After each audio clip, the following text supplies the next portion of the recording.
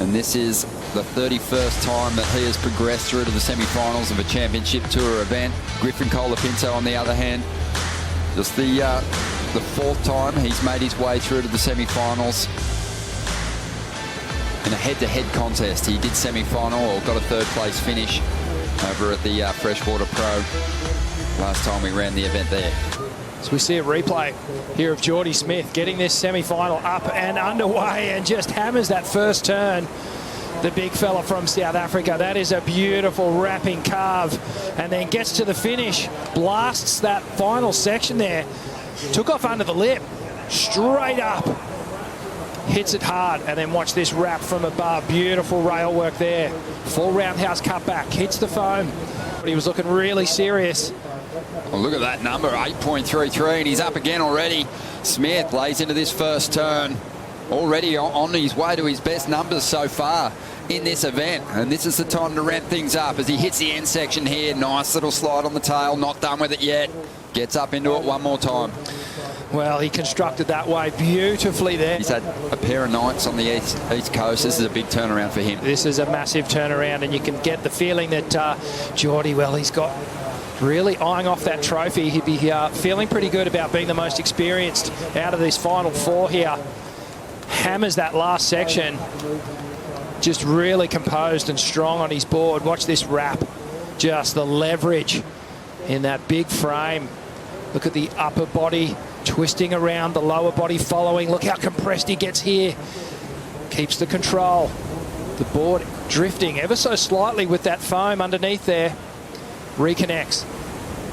Gets back into the power source and then rips into this final section. Look at that, just throwing the fins out. Drifting a little, gets control. All the weight on the back foot so that he can ride out cleanly. 24.5 minutes remaining, and Jordy keeping busy with that priority on the inside here. And let's see what he can do. Drops to the bottom of this one. Sizes up his options. Goes to that full rail carve again. Extremely committed. And gets the board vertical on a nice foam climb. Great transition turn when the wave was threatening to back off. And Jordy now rolling through, looking for a big finish here, and he'll find it.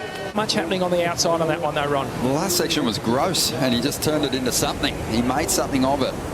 And Jordy, on the other hand, had a lot more face to deal with, or work with, I should say, on that opening turn. I love how square on that second one too. He just came straight off the bottom, right up into the lip, and then gets to the finish. He's been coasting, almost just surviving his heats by getting average kind of scores on the board, Jordy, but he's really leaving nothing to chance now. And this was a really beautiful carve. Oh, just laying on that heelside rail for so long, and then look how fast up into that transition. So this is that connection between the turns that the judges love to see. They love to see it fast. They love the flow in between turns. Jordy doing it so well on those on that opening 1-2 combination. Up on finals day, behind him Griffin Colapinto gets into his first ride. Big section standing up. He looks switched on, a tricky wave to deal with, but he does well. This is something that Griff has done amazingly throughout this whole event. He gets this redirect happening on the final section there. A lot of our competitors tending to stay horizontal and drifting out with the lip. Griff's just attacking it and doing a really cute turn, often dropping that back arm. Well, let's have a look at what happened. So this is the second wave of the set that Griff took. A big flowing cutback to start things off. And then some more open face work here. So it was really on the strength of this final 2 turns. Watch the redirect there. Stomps on the tail, in particular in this event. And he's really starting to peak. Never dropped the head-to-head heat on against Griffin Colapinto. Is up on a good size set wave at the moment. Comes off the bottom, straight into the bowl. Huge carve. Great turn to get started. Flowing beautifully. His equipment's looked right on these last 2 events. And just has so many different weapons he can go to. This is definitely one of the most well-rounded surfers on the CT. Oh, well, this is, as a spectator, this is what you want to see. A great match-up and a great fight, and a real comeback wave from Griff, and I believe that was under priority as well. So that first turn in particular, Ron, I could watch that all day long. Griff just absolutely tearing the wall apart. And have a look at this thing here. just standing up. Great looking wave from the water angle. Now watch this carve, lays on it, pushes all the way to the bottom. Here's the front angle.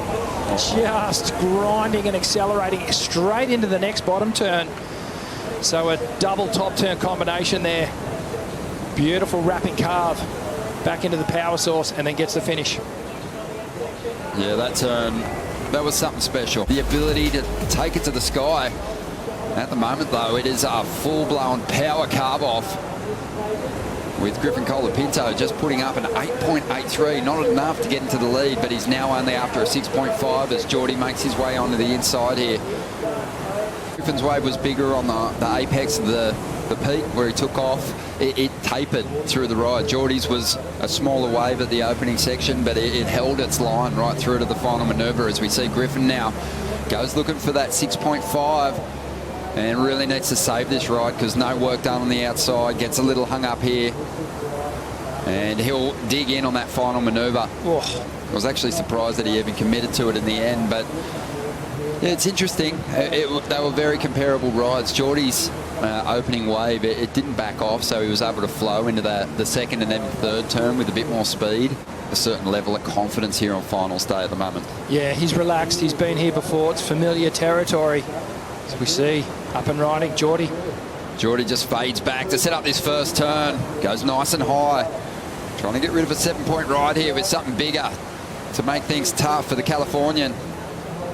Just can't quite get on top of that final section with just over 2.5 minutes to go. So it will be a 6.5 that Griffin Colapinto's chasing down. Great result for Griffin Colapinto. But Jordy Smith, he got that heat going early on and he never looked back, dropping his first excellent score of the contest so far. And he is into the final here of the Boost Mobile Margaret River Pro, presented by Corona. He'll be taking on the winner of the next heat.